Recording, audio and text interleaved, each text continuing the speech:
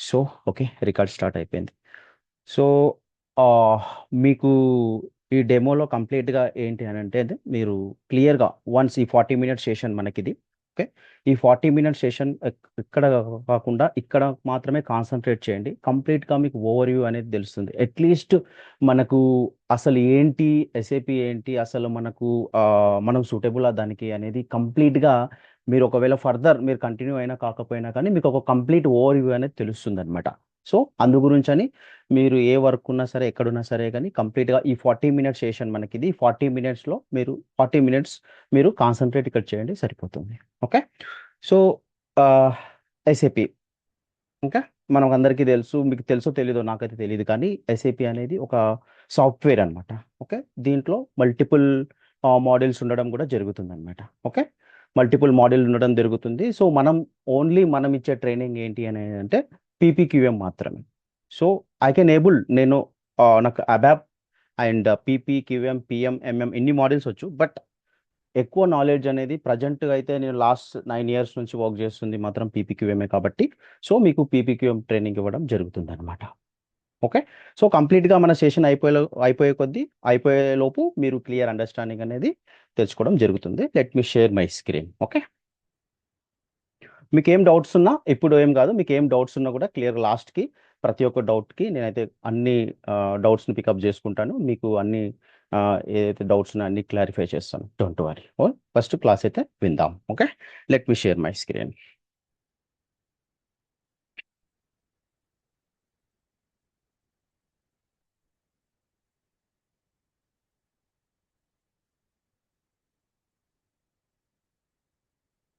1 minute.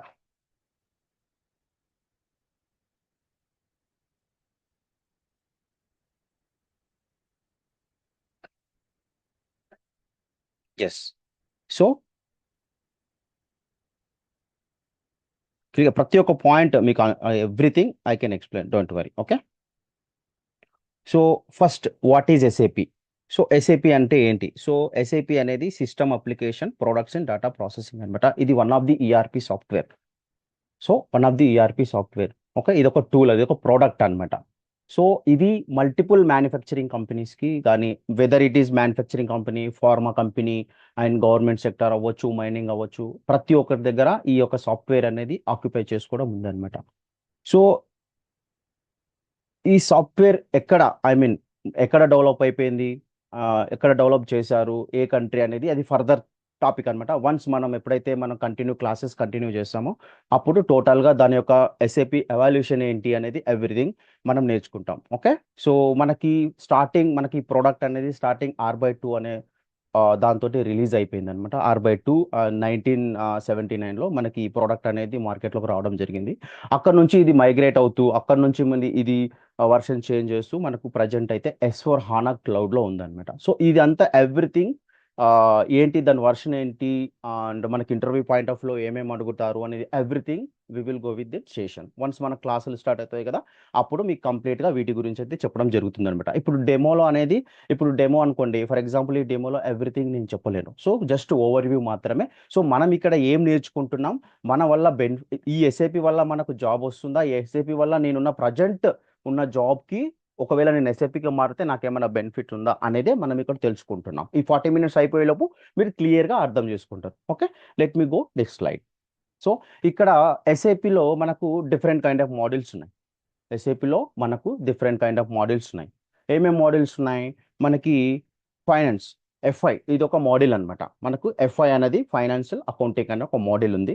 దీంతో పాటు ఒక సీఓ, కంట్రోలింగ్. సో ఈ 2 కలిపి కూడా చాలామంది ఈ 2 కలిపి కూడా నేర్చుకోవడం జరుగుతుంది. ఎఫ్ఐసీఓ అంటారు. ఈ మోడల్‌ని ఎఫ్ఐ కన్సల్టెంట్లు ఉంటారు. అలాగే సీఓ కన్సల్టెంట్లు ఉంటారు. ఈ 2 కలిపి కూడా ఎఫ్ఐసీఓ కన్సల్టెంట్ కూడా ఉండడం జరుగుతుంది మార్కెట్‌లో. ఓకే. సో అలాగే మనకు ఎస్‌డి. ఎస్‌డి అంటే సేల్స్ అండ్ డిస్ట్రిబ్యూషన్. ఓకే. ఈ ఎస్‌డి మోడ్యూల్ అనే సేల్స్ అండ్ డిస్ట్రిబ్యూషన్ ఒక మోడ్యూల్ ఉంది మనకి. సో అలాగే మెటీరియల్ మేనేజ్మెంట్ అంటే మెటీరియల్ మేనేజ్మెంట్.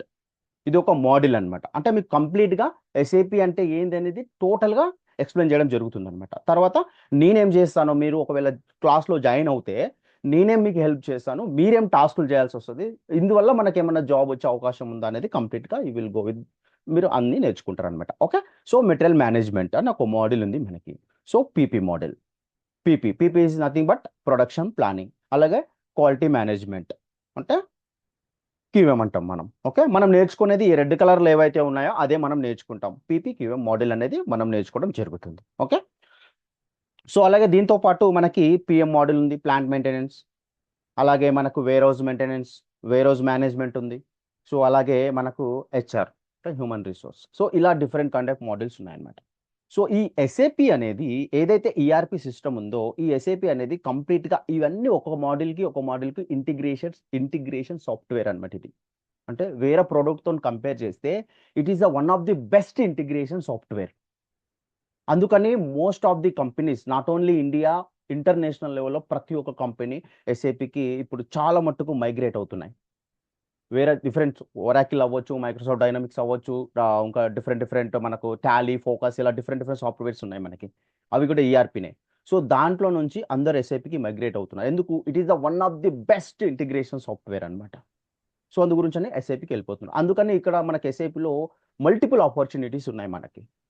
ఓకే, మనం నేర్చుకునేది ఏంది? పీపీక్యూఎం మోడల్ అనేది మనం నేర్చుకుంటున్నాం. ఆమె పీపీక్యూఎం ట్రైనర్ అనమాట. ఓకే, సో ఈ పీపీక్యూఎం, వాట్ ఆర్ ద పీపీక్యూఎం కదా. సో పీపీక్యూఎం అంటే ఏంటి? జస్ట్ పీపీ అంటే ఏంది? PP is the production planning. PP is the production planning. So ఇప్పుడు ఫర్ ఎగ్జాంపుల్ మ్యానుఫ్యాక్చరింగ్ కంపెనీస్ చూస్తాం మనం. చాలా మట్టుకు మ్యానుఫ్యాక్చరింగ్ కంపెనీస్ ఆల్రెడీ అన్ని మ్యానుఫ్యాక్చరింగ్, ప్రతి ఒక్కటి మన దగ్గర మనం కళ్ళ ముంగడ కనబడేది ప్రతి ఒక్కటి మ్యానుఫ్యాక్చరింగ్ అయినదే. So whether it is car తీసుకో, చైర్ తీసుకో, ఫ్రిడ్జ్ తీసుకో, ఏదైనా తీసుకో, ఎనీ ప్రోడక్ట్ ఈజ్ మ్యానుఫ్యాక్చరింగ్. ఒక కంపెనీలో మ్యానుఫ్యాక్చరింగ్ అయిన ప్రోడక్టే. సో ఆ ప్రోడక్ట్కి మ్యానుఫ్యాక్చరింగ్ చేయడానికి కావాల్సిన స్ట్రాటజీస్, కావాల్సిన షెడ్యూలింగ్, కావాల్సిన plannings, MRP plannings, procurement process, so everything done by PP model అన్నట్టు. ఓకే, సో ఈ పీపీ మోడల్లో ఉన్న ఏవైతే మన కాన్సెప్ట్ రిక్వైర్మెంట్ ఉందో, యాజ్ ఎ కన్సల్టెంట్గా మనం ఒక కంపెనీకి మనం సూటబుల్ అవ్వడానికి కావలసిన knowledge, everything you will go learn అనమాట. కంపల్సరీగా అన్ని నేర్చుకోవడం జరుగుతుంది ఇక్కడ. ఓకే, సో కంప్లీట్గా ఒక క్యాండిడేట్ మీరు యాజ్ ఫ్రెషర్గా పీపీ నేర్చుకుంటే డెఫినెట్లీ ఒక 5 years ఎక్స్పీరియన్స్ ఉన్నంత నాలెడ్జ్ అయితే డెఫినెట్లీ రావడం జరుగుతుంది. ఓకే, క్యూఎం మోడల్ ఇది PP model. So QM, so మనం ప్రతి ఒక్క మ్యానుఫ్యాక్చరింగ్ కంపెనీలో మ్యానుఫ్యాక్చరింగ్ చేస్తారు కదా. సో దాని యొక్క quality, so based on the customer requirement ప్రకారం ఈ ప్రోడక్ట్ ఆ క్వాలిటీ రీచ్ అవుతుందా అంటే, కస్టమర్ రిక్వైర్మెంట్ ప్రకారం, కస్టమర్ స్పెసిఫికేషన్ ప్రకారం క్వాలిటీ రీచ్ అవుతుందా, అలా కూడా చూడొచ్చు క్వాలిటీ. అలాగే మనం ఏదైతే క్వాలిటీ ఎక్స్పెక్ట్ చేస్తున్నామో, ఏదైతే పారామీటర్స్ ఎక్స్పెక్ట్ చేస్తున్నామో, అదే విధంగా వెండర్ నుంచి మనకు ఆ క్వాలిటీలో మెటీరియల్స్ వస్తున్నాయా అన్నది క్వాలిటీ మేనేజ్మెంట్. సో అలాగే మనం క్వాలిటీ ఏదైతే ఉందో, కస్టమర్ రిక్వైర్మెంట్ ఏదైతే క్వాలిటీ రిక్వైర్ చేసారో ఆ క్వాలిటీ ప్రకారం మనము కస్టమర్కి పంపిస్తున్నామా. ఇక్కడ డిఫరెంట్ కాన్సెప్ట్స్ ఉంటాయన్నమాట. క్వాలిటీలో డిఫరెంట్ కాన్సెప్ట్స్ ఉంటాయి. డిఫరెంట్ మాస్టర్ డేటా ఉంటుంది. ఆ మాస్టర్ డేటా ఏంది, ఆ కాన్సెప్ట్ ఏంది అనేది మనం నెక్స్ట్ స్లైడ్లో చూస్తాం. Okay, so next goal. So మనకు ఏ కంపెనీకి వెళ్ళండి మీరు, any company, we have a 3 manufacturing process. అన్ని 3 మ్యానుఫ్యాక్చరింగ్ ప్రాసెస్లు ఉన్నాయి మనకి. అవేంటి? మీరు ఎనీ కంపెనీ, వెదర్ ఇప్పుడు మీరు ఆల్రెడీ మ్యానుఫ్యాక్చరింగ్ కంపెనీలో రన్ చేస్తున్న ఒక ఎస్ఏపి ఉందంటే డెఫినెట్లీ ఈ 3 మ్యానుఫ్యాక్చరింగ్ ప్రాసెస్లో ఒక మ్యానుఫ్యాక్చరింగ్ ప్రాసెస్ ఉంటుంది మీకు. ఆ మ్యానుఫ్యాక్చరింగ్ ప్రాసెస్లు ఏంటి? 1, సో ఇక్కడ చూస్తే ఈ పిక్చర్ ప్రకారం 3 manufacturing process. So what are that manufacturing process? So 1 is the discrete manufacturing process. ఒకటి డిస్క్రీట్ మ్యానుఫ్యాక్చరింగ్ ప్రాసెస్ ఉంటుంది. సో ఈ డిస్క్రీట్ మ్యానుఫ్యాక్చరింగ్ ప్రాసెస్ ఏంటి, దీని ఎలా అప్లికేబుల్ అవుతుంది, సో ఏ విధంగా మనం క్లయింట్కి డిస్క్రీట్ మ్యానుఫ్యాక్చరింగ్ అనేది డిసైడ్ చేస్తామనేది మనం క్లాస్లో నేర్చుకున్నప్పుడు కంప్లీట్గా నేర్చుకోవడం జరుగుతుంది. సో డెమోలో మనం అంత ఎస్ఏపి ఓపెన్ చేసి అంత ఇదేంటి అనేది చెప్పడం కష్టం కాబట్టి, సో ఇది ఒక మ్యానుఫ్యాక్చరింగ్ ప్రాసెస్ ఉందని మనకు నాలెడ్జ్లో తెలిసింది. Okay, next repetitive manufacturing process. Okay, repetitive manufacturing process, అలాగే ప్రాసెస్ ఇండస్ట్రీ. సో ఈ 3 మ్యానుఫ్యాక్చరింగ్ ప్రాసెస్లే ఉంటాయి. Any company you can see only 3 manufacturing ప్రాసెస్లే మనకు అక్కడ 3 మ్యానుఫ్యాక్చరింగ్ ప్రాసెస్లు అయితే ఉంటాయి. ఓకే, సో ఈ 3 మ్యానుఫ్యాక్చరింగ్ ప్రాసెస్ గురించి కంప్లీట్ ఇన్ డీటెయిల్గా నేర్చుకోవడం జరుగుతుంది మనం. ఓకే, నెక్స్ట్, సో ఈ 3 మ్యానుఫ్యాక్చరింగ్ ప్రాసెస్లన్నీ ఓన్లీ ఒక డేటా ఉంటుందన్నమాట. మనకు మాస్టర్ డేటా ఉంటుంది, అంటే డిఫరెంట్ కైండ్ ఆఫ్ డేటా అనేది ఉండడం జరుగుతుంది. దీనిపైనే మనకి ఎస్ఏపి ఇంప్లిమెంట్ అవుతుంది.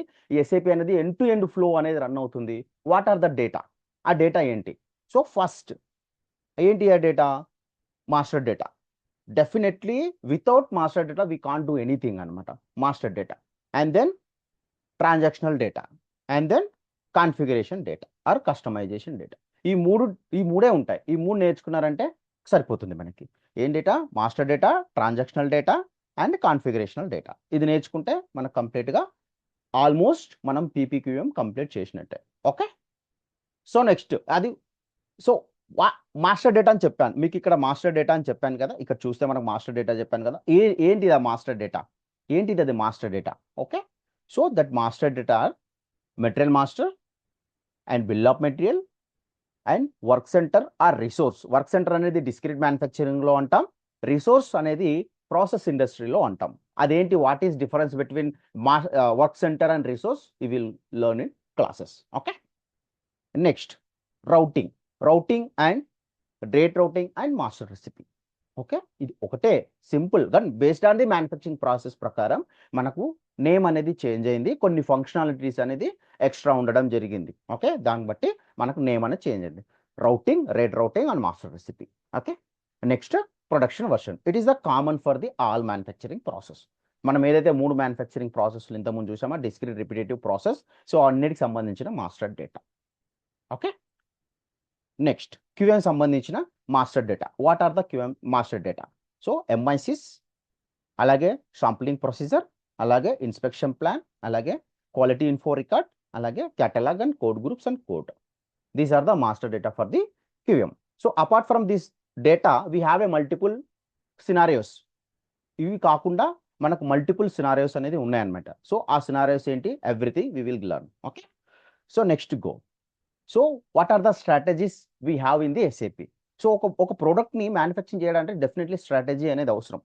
Weather it is customer requirement, whether it is forecasting planning. So ఇవన్నీ మనం డిసైడ్ చేయాలన్నమాట. సో అవే స్ట్రాటజీస్ అనేది డిఫైన్ చేస్తుంటాయి అనమాట. What are the strategy plannings we have? ఏం స్ట్రాటజీ ప్లానింగ్స్ ఉన్నాయి? సో మనకు different kind of strategy plannings ఉన్నాయి. One is make to stock, so it is forecasting planning. Second one is make to order based on the sale order. One is assemble to order. ఈ strategy group ఒక్కొక్క దాంట్లో మళ్ళీ 3 strategy groups ఉంటాయి. So 10, 11, 40 and 20, 50, 52 and 82. These are the strategy groups. Okay. Then this is the flow of end to end. This is the MRP end to end flow. First మనం input ఇస్తాం ఇక్కడ. Okay. Input ఇచ్చిన తర్వాత MRP run చేస్తాం. MRP run చేసిన తర్వాత procurement team ఏం చేస్తుంది? ఆ యొక్క కావాల్సిన రిక్వైర్మెంట్ అంటే కావాల్సిన మ్యానుఫ్యాక్చరింగ్ చేయడానికి కావాల్సిన కంపోనెంట్స్ ఏవైతే ఉన్నాయో వాటిని కొని స్టోర్లోకి తేవడం జరుగుతుంది. మ్యానుఫ్యాక్చరింగ్ టీమ్ విల్ మ్యానుఫ్యాక్చరింగ్ చేస్తుంది అనమాట.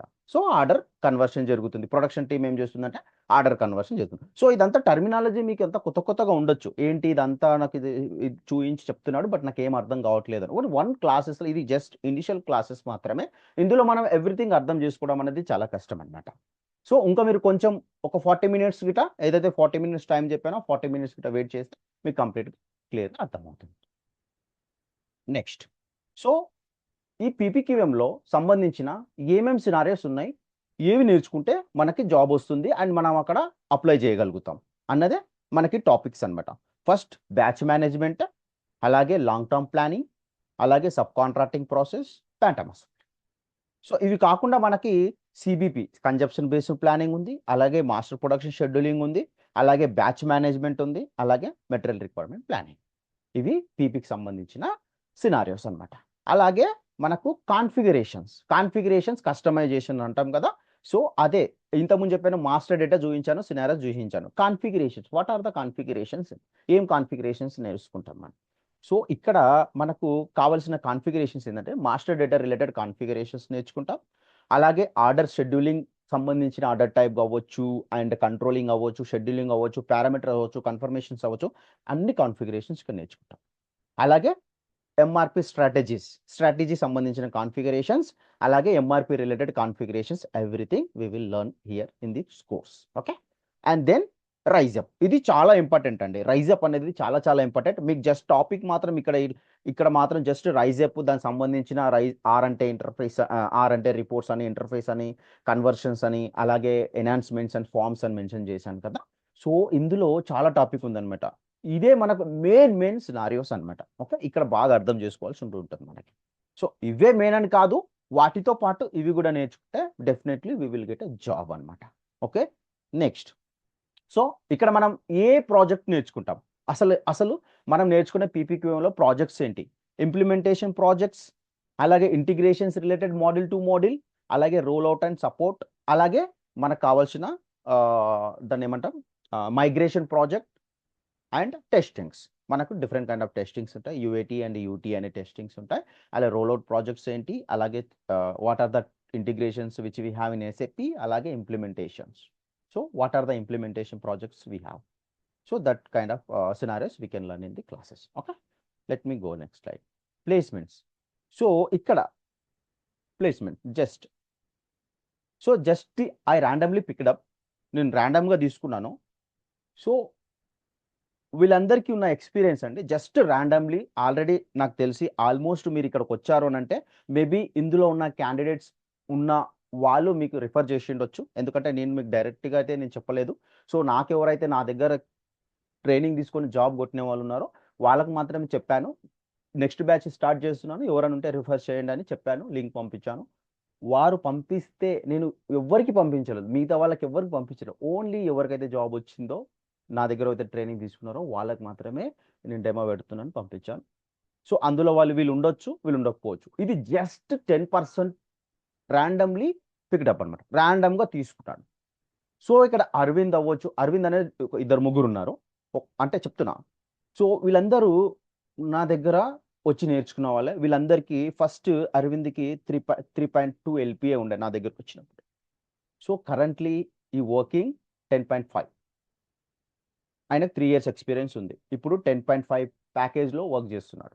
ఇంకొక అరవింద్ ఉన్నాడు, సో ఆయనకు 3.5 ఉంది, ఇంకో 5 lakhs ఏమో పని చేస్తున్నాడు, అది వేరే విషయం. అలా చాలా మంది ఉన్నారు. సో నేను ర్యాండమ్గా కొంతమందినే తీసుకున్నాను. నా దగ్గర పోయిన వాళ్ళు ఇది జస్ట్ 10% కూడా ఉండదు. ఓకే, నాకు జస్ట్ ర్యాండమ్గా పిక్ చేసుకున్నాను అనమాట. Okay, so Ali is a very best candidate for me. So ఆయన 3.8 ఉండే, ప్రజెంట్ 16 LPAలో వర్క్ చేస్తున్నాడు. ఓకే, ఇక్కడ అన్ని కంప్లీట్ డీటెయిల్స్ ఇవ్వకూడదు, బట్ జస్ట్ పేరు మెన్షన్ చేశాను అంతే, అండ్ ఉన్న ఫ్యాక్ట్ ఏదైతే ఉందో అది మాత్రమే తీసాను అనమాట. సో నెక్స్ట్ మహేష్ 4.7 ఉండేది, సో ఇప్పుడు 14.5 ప్యాకేజ్లో. అన్ని ఎంఎన్సీస్ కంపెనీసే, అన్ని క్యాప్జెమినీ, కాగ్నిజెంట్, ఇన్ఫోసిస్, ఐటీసీ ఇలాంటి కంపెనీలో పనిచేస్తున్నారు వీళ్ళంతా.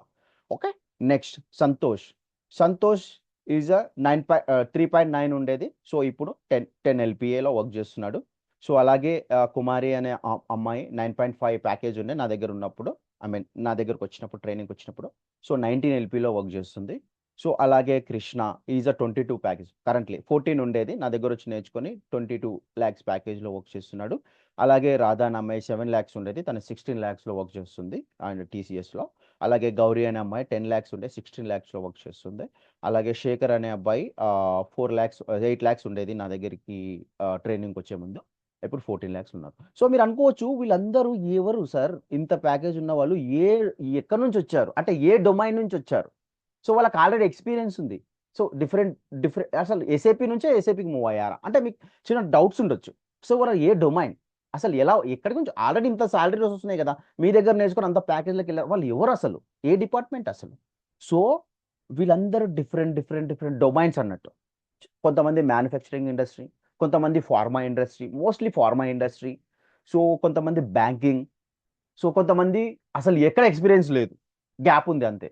సో అలాంటి వాళ్ళు వచ్చి నేర్చుకొని వెళ్ళిపోయారనమాట. సో ఎవరైతే గ్యాప్ ఉండి ఎలాంటి శాలరీ లేని వాళ్ళు చాలా మంది ఉన్నారు. సో వాళ్ళకి ఆల్రెడీ 4 years 5 years గ్యాప్ ఉందన్నమాట. సో ఏదో చిన్న కంపెనీస్లో ఏదో నార్మల్గా 10,000 20,000కి వర్క్ చేసిన వాళ్ళు, సో మన దగ్గర ట్రైనింగ్ తీసుకొని, నా దగ్గర ఎక్స్పీరియన్స్లు తీసుకొని ప్రజెంట్ 60,000 వస్తుందని పెట్టి, సో 90,000 1 lakh అలా వెళ్ళిపోయిన వాళ్ళు నంబర్ ఆఫ్ పీపుల్స్ ఉన్నారు, సో చాలా మంది ఉన్నారు. Okay, so let me complete, ఇంకా మీకు క్లియర్గా అర్థమవుతుంది. సో ఈ జస్ట్ ర్యాండమ్లీ పిక్డప్ అనమాట, ర్యాండమ్గా తీసుకున్నాను. ఇదైతే జెన్యూన్, మీకు తెలిసిన వాళ్ళే ఉండొచ్చు, ఉండకపోవచ్చు, ఐ డోంట్ నో.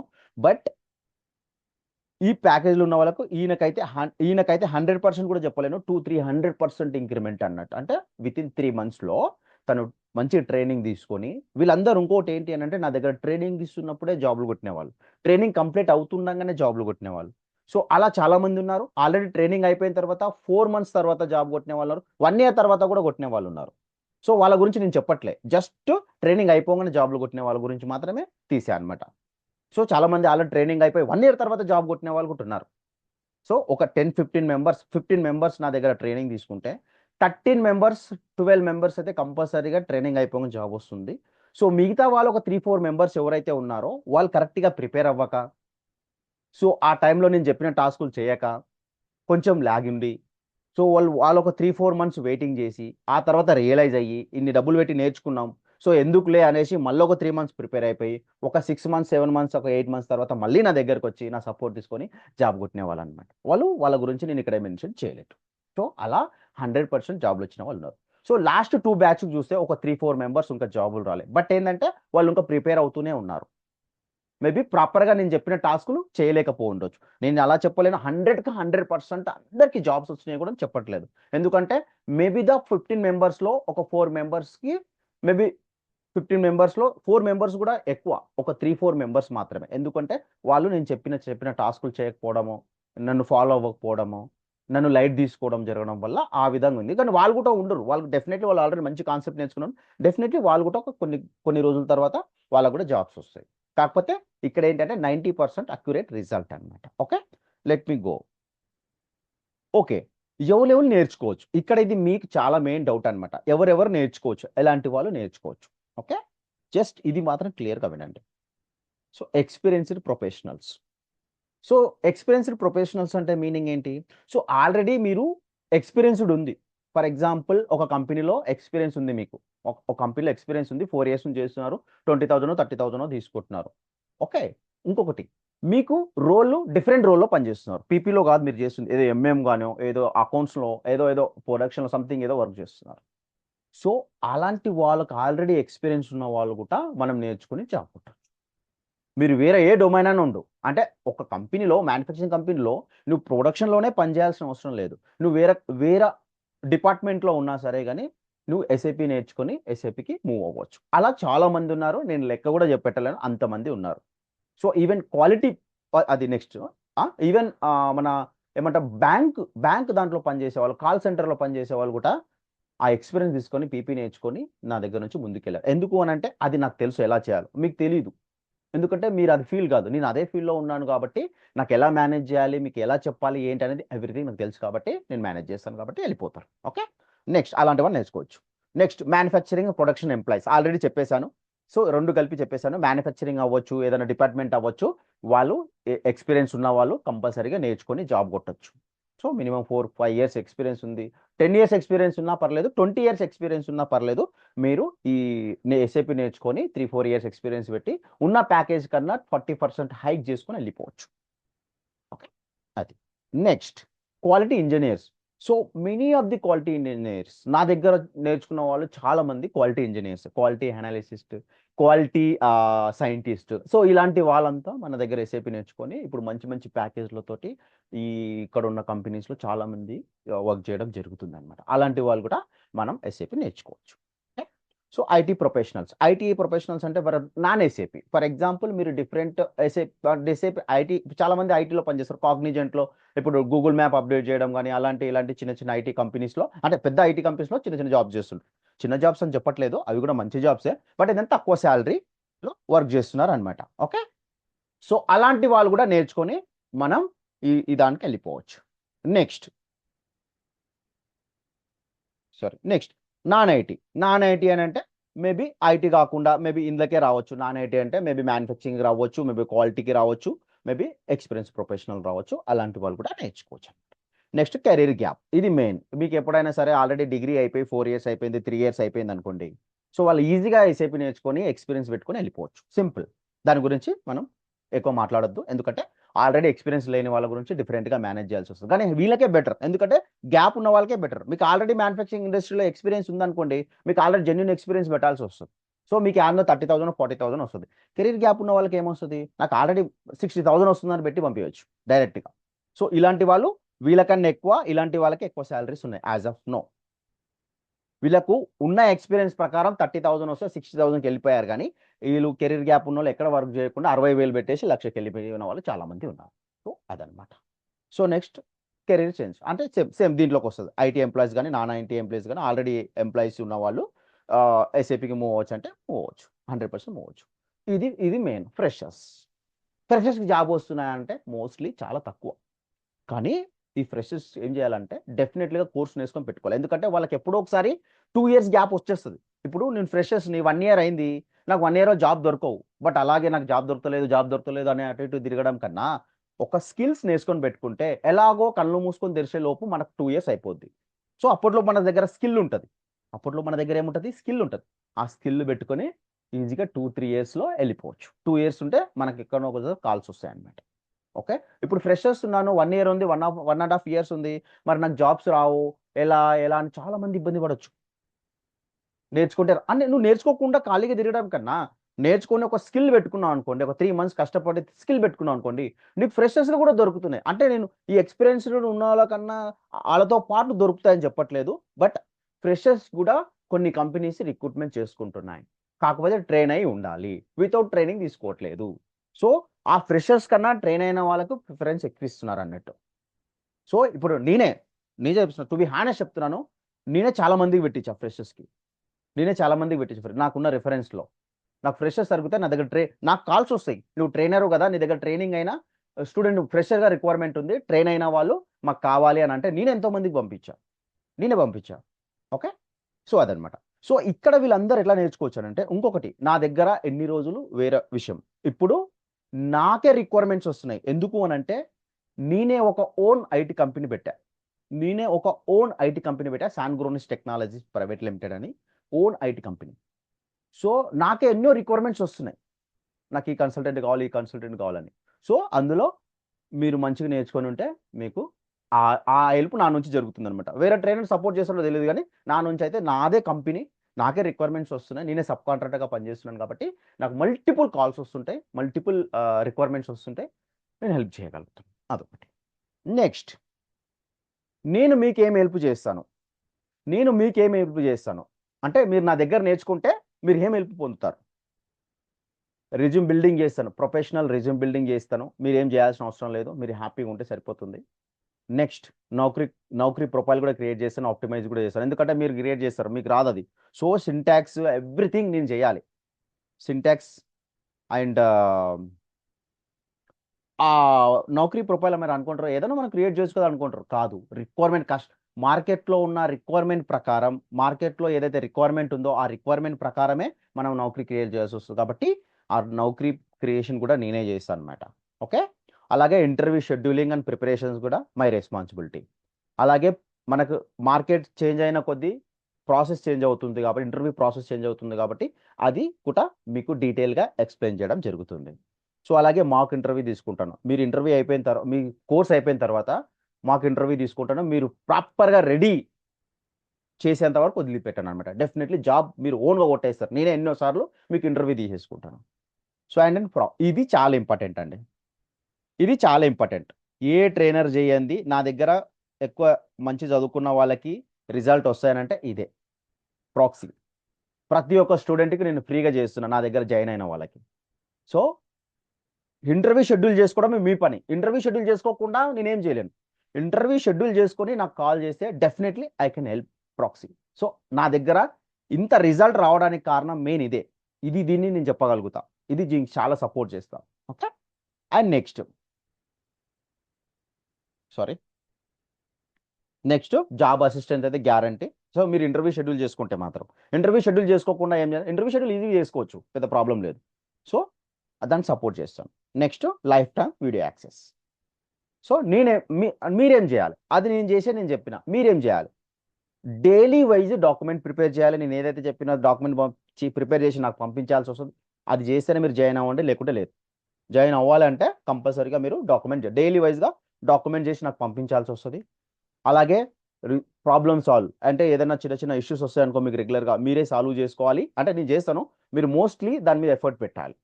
ఓకే. మీకు అప్పుడే కన్సల్టెంట్ ఎక్స్పీరియన్స్ వస్తుంది, నాలెడ్జ్ వస్తుంది. And next interview preparation. మీరు ఇంటర్వ్యూ నేను ఏదైతే ఇంటర్వ్యూ ప్రిపేర్ చేస్తాను అది మీరు నాకు ఎక్స్ప్లెయిన్ చేయాల్సి వస్తుంది. అన్ని కోర్స్ అయిపోయిన తర్వాత మీరు నాకు ఎక్స్ప్లెయిన్ చేయాల్సి వస్తుంది. సో ప్రతి ఒక్క క్వశ్చన్ నేను ఎక్స్ప్లెయిన్ చేస్తాను. మళ్ళీ మీరు అందరు గ్రూప్లోకి వచ్చేసి ఒక్కొక్క క్వశ్చన్ ఇస్తాను. ఆ క్వశ్చన్ అందరూ ఒక్కొక్కసారి ఎక్స్ప్లెయిన్ చేయాలి. ఇంటర్వ్యూస్ లేటెస్ట్ ఏవైతే మార్కెట్లో అడుగుతున్నారో అలాంటివన్నీ. నెక్స్ట్ సేమ్ అదే మాక్ ఇంటర్వ్యూ. సో నేను తీసుకుంటాను అనమాట మీకు అయిపోయిన తర్వాత. నెక్స్ట్ కంపల్సరీగా అటెండ్ అవ్వాలండి. నేను గ్యాప్ ఇస్తాను, నేను అటెండ్ అవ్వను, నాకు అది ప్రాబ్లం ఉంది, ఇది ప్రాబ్లం అని చెప్పొచ్చు. ఏదో ఒకసారి 2 సార్లు అంటే ఏమో. సో కంపల్సరీగా వీక్లీ 5 క్లాస్లో ఒక 4 క్లాసెస్ అటెండ్ అవ్వాలి. 1 వీక్ రాను, నేను అది రాను ఇది రాను అంటే అది అది మీది. కానీ నా రిక్వైర్మెంట్ ఏంటంటే, నా రిక్వెస్ట్ ఏంటంటే కంపల్సరీగా అటెండ్ అవ్వాలి క్లాసెస్. అది ఓకే. ఫీ ఎలా ఉంటుంది సో మనం ట్రైనింగ్ అనమాట. ఎస్ఏపి పీపీక్యూఎం ట్రైనింగ్ అది నేను ఇస్తాను. అలాగే ప్రాక్సీ చేస్తాను. అలాగే రెజ్యూమ్ బిల్డింగ్ చేస్తాను. అలాగే నౌకరీ క్రియేషన్ చేస్తాను. అలాగే ఇంటర్వ్యూ క్వశ్చన్స్ ఆన్సర్ డాక్యుమెంట్ ఇస్తాను. దాంట్లో నుంచే మీకు 70-80% అడుగుతారు. డాక్యుమెంట్ నేను ఏదైతే ఇస్తానో దాంట్లో నుంచి అడుగుతారు. మంచి ప్రిపేర్ అయితే సరిపోతుంది. సో వీటన్నిటికి కలిపి ఫీజు ఎలా ఉంటుందంటే, పీపీక్యూఎం ట్రైనింగ్కి మీరు మొత్తం కంప్లీట్ చేయండి, మీకు అర్థమవుతుంది. మొత్తం కంప్లీట్ చేసి మీకు అర్థమవుతుంది. పీపీక్యూఎం ట్రైనింగ్కి నేనైతే 30,000 తీసుకుంటున్నాను అండి. 30,000. అలాగే ప్రాక్సీకి 25,000. అలాగే రెజ్యూమ్ బిల్డింగ్కి 5,000. అలాగే నౌకరీ క్రియేషన్కి 5,000. అలాగే డాక్యుమెంట్కి 5,000. సో మొత్తం కలిపి 70,000. Wait don't worry, wait 70,000. నాది 70,000. ఓకే. సో ఇక్కడ ఎవరైతే నా దగ్గర ట్రైనింగ్ తీసుకుంటున్నారో వాళ్ళకి ప్రాక్సీ తీసుకోవట్లే, కట్ 25,000 కట్. నా దగ్గర ట్రైనింగ్ తీసుకున్న వాళ్ళకి రెజ్యూమ్ బిల్డింగ్ నేనే చేస్తాను, 5,000 cut. Naukri preparation 5,000 cut. Document 5,000 cut. So ఖాళీ వాళ్ళు కట్టాల్సింది ఏంటంటే ట్రైనింగ్ ఫీజ్ 30,000. అది కూడా 2 ఇన్స్టాల్మెంట్లో కట్టాలి. సో అవును, ఇవన్నీ మీరు ఎందుకంటే నా దగ్గర ఎవరైతే బయట ట్రైనింగ్ తీసుకొని వస్తారో వాళ్ళు నాకు 40,000 ఇస్తారండి జాబ్ కొట్టిస్తే. 40,000 ఇస్తారు నాకు.